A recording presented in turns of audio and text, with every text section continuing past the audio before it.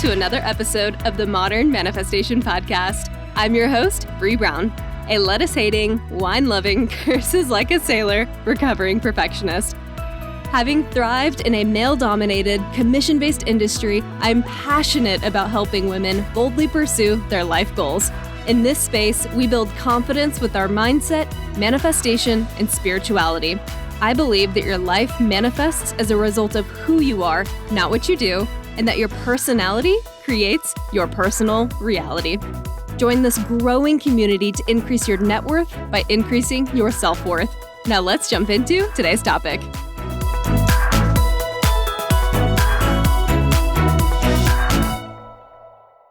Hello, my beautiful souls, and welcome back to the Modern Manifestation Podcast. Today, we are jumping back into a topic that we have previously discussed, but through a slightly different angle. So today, we are talking about fear, specifically the kind that you experience when you're about to make a big change, the kind of fear that makes you question everything. So in a previous episode, we talked about what Bob Proctor calls the terror barrier. And today, I'm going to talk about how creativity can help you break through that barrier. Because in my experience, creativity is the absolute best antidote to fear. There is a word that is often used in the spiritual world, co-creation, to co-create your reality with the universe. And my hope is that this episode helps you better understand what that collaboration looks like and how to stay open to the creative nudges that can help you overcome your fear and lead you toward the life your soul is craving. And I stumbled upon this association between creativity and the terror barrier through synchronicity, really. I was listening at the time to Bob Proctor's Born to be Rich program for like the 100th time.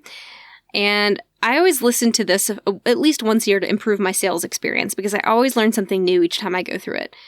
So around the time I was listening to it, I was also reading Elizabeth Gilbert's book, Big Magic: Creative Living Beyond Fear.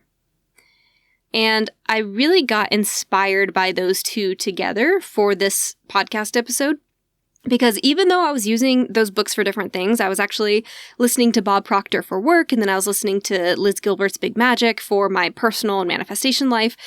It felt like there was a reason I was meant to tune into those two topics at the same time. Because here was Bob Proctor talking about fear via the terror barrier, and here was Liz Gilbert talking about creativity and how she uses it to both approach and get beyond fear. And it just felt too good to be true. It felt like I had to bring these two, I had to marry these two things together in an episode for the podcast because I just talked about the terror barrier. I gave you some tips previously on how to get over it. But I felt like the last episode was a little bit more like, you just got to do it, which, yeah, there is an element to that. But there's also other tools we can use to help ourselves. And so that's why I wanted to come back today and specifically talk about it with the element of creativity. So just in case you didn't tune into the last episode on the terror barrier or Bob Proctor, or if you have no idea who Liz Gilbert is, let me give you a little tidbit of each one of those. So Bob Proctor was a renowned business consultant and coach who was super popular in the 80s and 90s. And he really helped pioneer the concept of manifestation long before it became mainstream. And he was also quoted in the movie The Secret, if any of y'all are familiar with that. And then Liz Gilbert is also the best-selling author who's wrote numerous books, but she's probably better known for her book that then became a movie, Eat, Pray, Love. And if you haven't read her book, Big Magic, yet, I highly recommend it. I'll drop a link in my show notes to her book. And then I will also more than likely do an episode on just that book because I think it's so good, it's so relevant. And if you're someone that's just not into reading your own books, allow me to be the conduit in which you can receive a brief summary, albeit nowhere near as good as the real thing. So just to recap the terror barrier is that wall of fear that we hit when we start towards something new. It's something outside of our comfort zone. It's that invisible separation between what we know to be true and what we do not know. It's that scary unknown space with a capital U, because it's like this place we're intimidated to go. And the barrier can show up as a lot of things. For me, it shows up as anxiety, procrastination, doubt, or that sudden desire to just give up on an idea altogether and run. It's my avoidance. So the terror barrier is going to be different for all of us because it's based on your individual paradigm, your subconscious beliefs. So my terror barrier is going to look dramatically different than yours. Your terror barrier might be something like public speaking, and mine might be something like leaving my job to do something else. You'll know that you've hit the terror barrier anytime you feel like there's a part of your brain that has a temper tantrum anytime you think about disrupting the status quo. Or maybe not even a temper tantrum, but it's the side of you that becomes really critical anytime you're thinking about creating change. And it could be something related to your job. It could be something personal. It could be even something related to your relationship, like whether or not you can put yourself before your partner for the first time. It's just, the barrier is really just that edge of our comfort zone is probably the best way to look at it. So when you start having thoughts that look like, well, should I really do this now? I should probably wait until X, Y, and Z. That usually means that, hey, you're probably up against the barrier and there's a part of you that doesn't want that change. So when that critical part of you starts making itself known, that's usually a sign that you're in that zone of comfort. You're on autopilot. And you have a decision to make in whether or not to be ruled by your old habits and inherited beliefs, or when that new idea pops into your awareness, maybe it's something bigger, something more aligned, maybe you choose to act differently instead of immediately justifying why you shouldn't do it. When the justification starts, that is what Bob Proctor calls the reasoning mind. When fear is louder than your desire, and comfort feels safer than change. When comfort feels safer than change. Our amygdala, that primitive part of our brain, is wired to view anything unfamiliar to us as a threat, even if that threat is actually the dream life you've been hoping for. Your dream life is unfamiliar. Therefore, your dream life is a threat perceived by your amygdala. And that is why taking action can feel so damn hard. That's why I keep coming back to this concept. When the terror barrier shows up, most people just stop. They retreat to the familiar. But what if you didn't? And I say this as someone that used to be like most people. I started breaking through the fear when I realized that this fear that I was experiencing wasn't a personal failure. It didn't say anything about who I was as a person and whether or not I was assertive or confident. It was my biology. My brain was defaulting to an old protective setting. It's the amygdala is the part of our brains that's kept us alive for millions of years.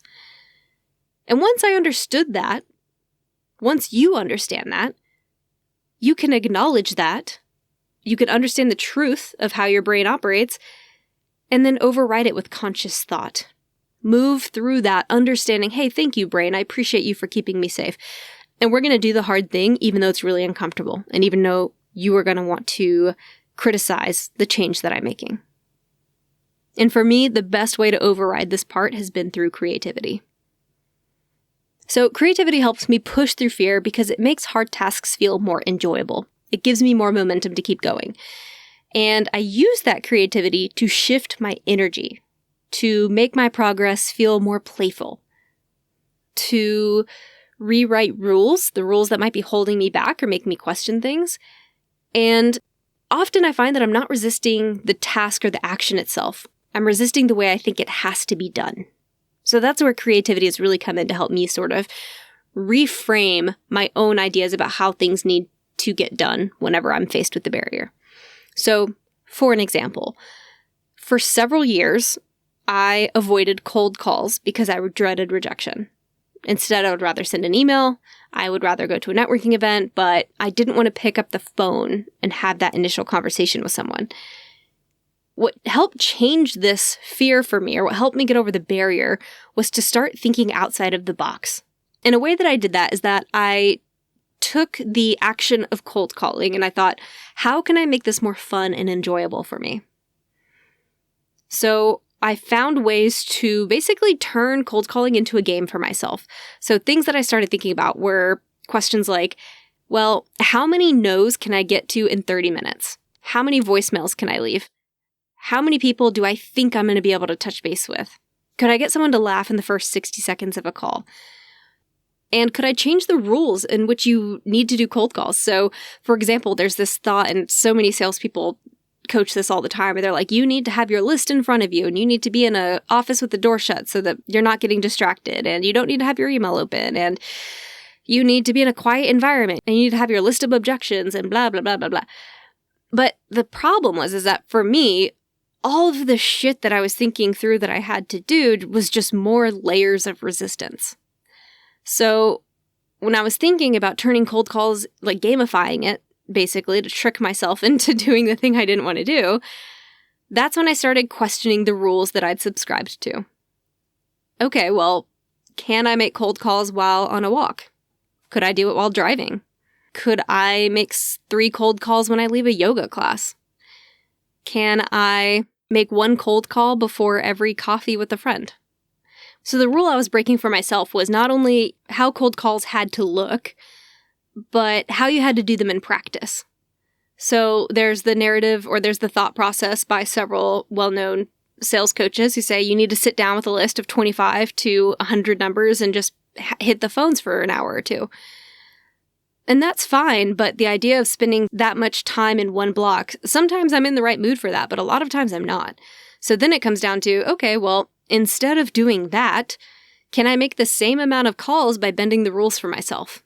Can I make it more enjoyable by maximizing my time, by multitasking? So when I'm on the road to a meeting and I have 30 minutes to kill, can I make a few calls? Can I leave some voicemails? I'm doing the same shit, but I'm not having to subscribe to the rules in which I do them. That was a way that creativity helped me get over the fear of cold calls, because I found a way to make it work for me. Not the way that would work best for everyone, not the way that a coach would want written on paper. But I really think that done is better than perfect. And there were several cold calls where, I'm wearing noise-canceling AirPods and I'm driving down I-35 on a way to a yoga class, and I'm talking to the CEO of this law firm, trying to figure out what's going on with them. And, was it perfect? No. Did I have all of my information in front of me about their total picture, everything I knew about them? No. But did it matter? No, it didn't.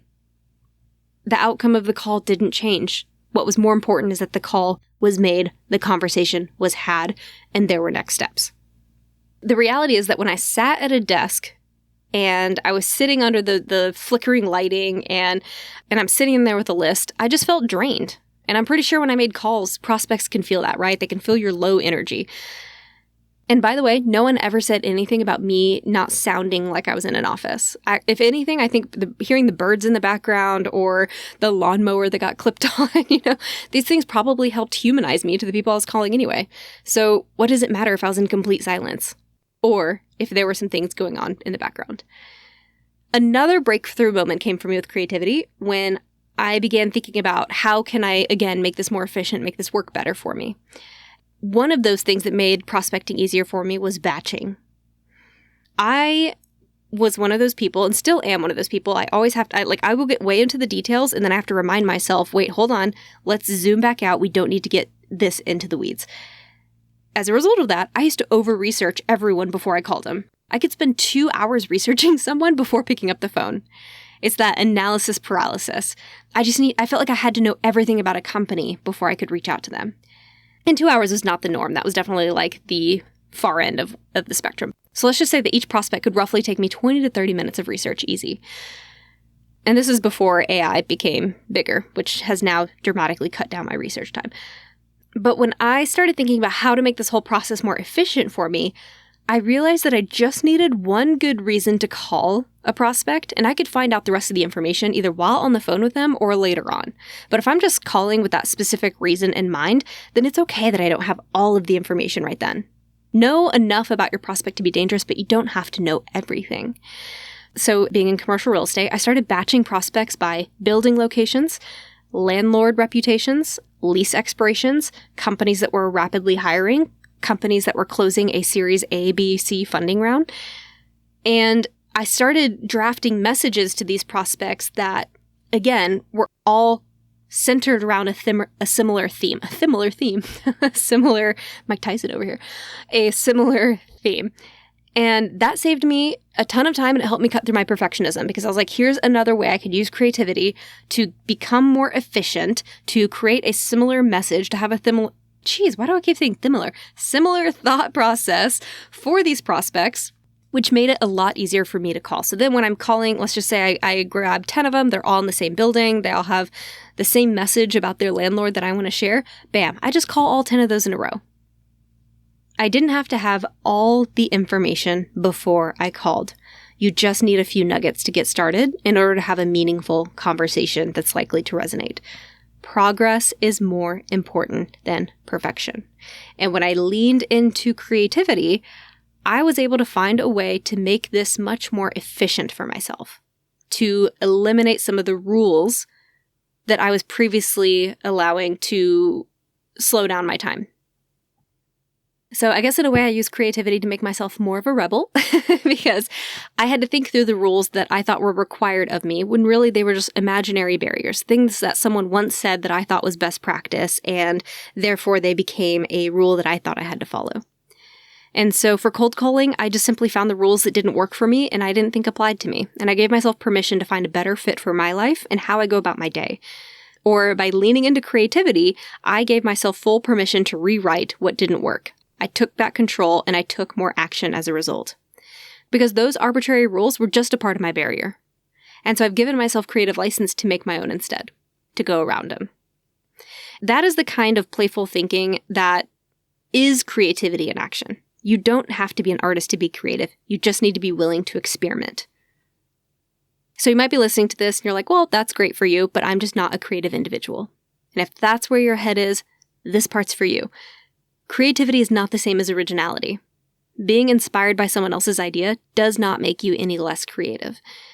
And in fact, I believe every person is creative. Creativity is simply problem solving, and we do it every single day, no matter who we are. We just express it differently. I think in the previous episode about terror barrier, I mentioned this, that an accountant can express creativity through a spreadsheet, a chemist through curiosity and experimentation, a historian through how they tell stories of the past. We all have our own spice of creativity, if you will, our own zest of creativity. So if you're alive, you are creative, and you can use this to your advantage to help with the terror barrier. And that creativity will help pull you out of a fear spiral, because unfortunately for us as humans, fear almost always accompanies great ideas. The people who succeed lean in anyway. They use creativity to inspire them to choose curiosity over comfort. Because we were never meant to stay safe. We were meant to be free. And you can't have both. As Bob Proctor says, only those who face their fears experience freedom. Safety can be a prison. I know I quoted that in the last episode, but it is so worth saying again. So I hope you're starting to understand that creativity is one of the most powerful tools we have. It is excellent for calming our fear, and we can use it to rewire our brains. When you engage in creative practices, things like journaling, sketching, daydreaming, whatever it is, spreadsheeting, I don't know if that's a verb, whatever. When you do these things, you activate your prefrontal cortex. And that's the part of your brain that makes thoughtful decisions and regulates emotions. The prefrontal cortex will also help inhibit your amygdala, that fear center I talked about earlier. So creativity doesn't just feel good. It literally helps shift your mind out of fight or flight and into that state of flow. It helps lower your stress hormones. It can boost feel-good chemicals like dopamine and oxytocin. And by engaging your prefrontal cortex, it can give you the mental space to see your fear a little differently. So when you choose creativity as a tool, you're not just expressing yourself some way, you're healing. You're taking your power back. You're changing the way your mind reacts to things. You're co-creating. And this is why the saying, thinking outside of the box, is so powerful. It's asking you to shift the way you look at something so you can find a way to make it work for you. Because whoever said that we have to subscribe to every societal rule? So when we follow these creative nudges, these sparks, we help our brain move through that fear. We give it permission to explore other opportunities that might work for us, other ways of getting around it that work for us. And we open ourselves to new ideas, new possibilities, or as Liz Gilbert would say, a creative life is a life driven more strongly by curiosity than by fear. So maybe that wall of resistance that is the terror barrier is just an invitation to shift your perspective. So here are 5 powerful ways that you can start using creativity to help you shift your fear today. Number 1, reframe fear as curiosity by changing the rules. Shift from this is scary to what can I learn here? What can I change? How can I make this work for me? Number 2, engage in play. Let go of perfection. Try something just for fun. Make up challenges, make up games. Because when something becomes a game, fear starts to lose its power. Number 3, create a list of micro goals. Break big steps, the things that you're fearing or the things you don't want to do, into tinier actions. The smallest step possible. Because the easier it feels to cross the barrier, whether it's one email, one call, maybe just one word, one conversation, that's how momentum begins. What is the smallest absolute step you can take that feels doable? Start there. 4, visualize your outcome. Picturing your dream life like it's already happening is important because of your amygdala. Your amygdala is that fear center of your brain. So when you start to visualize your dream life over and over and over again, and you visualize yourself already having made the choices, taken the steps needed in order to succeed, your brain starts to recognize that dream life as safe, as known. It is no longer an unknown. Therefore, your amygdala no longer flags that particular thing, that particular path as a threat. I think I said I had 5 things for you guys, but really I had 4, so sorry. I'm going to jip you one there. I think I accidentally merged step 1 into 2 things, and when it was initially going to be 2 separate things. I think I was going to have reframing fear as curiosity, followed by changing the rules, and I made those one thing. So 1 is really 1.5, and there you go. You have 4.5 steps as opposed to 5. All that to say is that creativity will help retrain our brain to approach challenges with flexibility instead of rigidity. And that's the most important thing it does for us, because change isn't the enemy. Resistance is. And a lot of times our resistance is just fueled by rigid beliefs, things that we're inflexible about. So the antidote to resistance is creativity, because creativity is pretty much the catalyst for change, right? It's how we start thinking through things differently. And different is often unknown. Manifestation is about it's about creating the life that you want, but it's also about finding your peace, your resilience, your courage, creating a life that you're proud of, that you're excited about. And in order to get to that version of your life, you have to be willing to walk through this terror barrier. No matter who you are, there's going to be an edge of your comfort zone that you have to walk through in order to get the things that you want. And I know that sucks to hear, but that's the reality. Discomfort is where there's an opportunity for growth for you. We do not grow without a sense of discomfort somewhere. So to get the life that you want, you have to be willing to go through the discomfort to get there. And that's why people that are given everything in life often find that they feel like something's missing. They feel like there is a purpose that they haven't found. Because when things are just handed to you, you don't have that level of personal satisfaction. You didn't have the discomfort and the growth to get you there.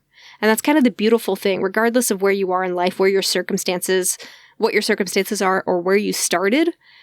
I know sometimes it's really easy to be like, wow, that person over there has life so much easier than me. It's easy to get into that mindset. I get it. But the beautiful thing about being where you are is that you already know, if you're here listening to this podcast, that there's some things that you can do to improve your circumstances, and there's some things you want to work toward. And what that tells me is that there's discomfort somewhere in your life, or you wouldn't be trying to improve it.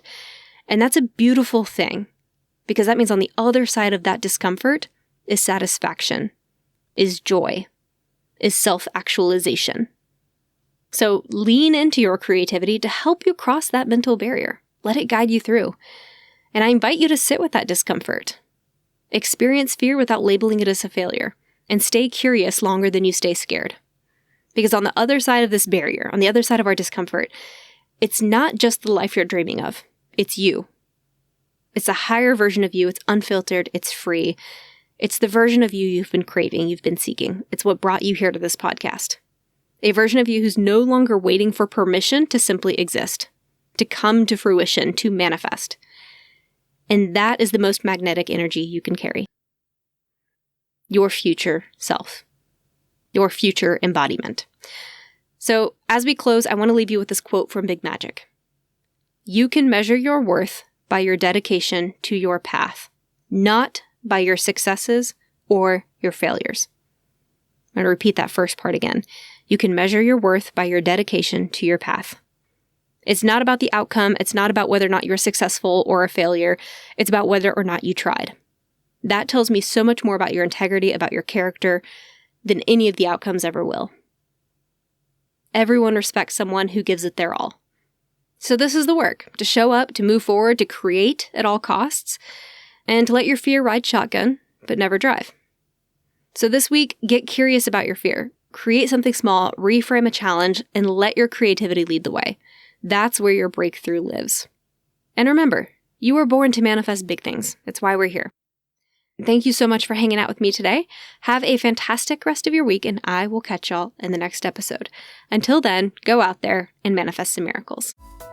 I hope y'all enjoyed today's episode. If you want to check out the show notes, head over to www.themodernmanifestation.com/blog.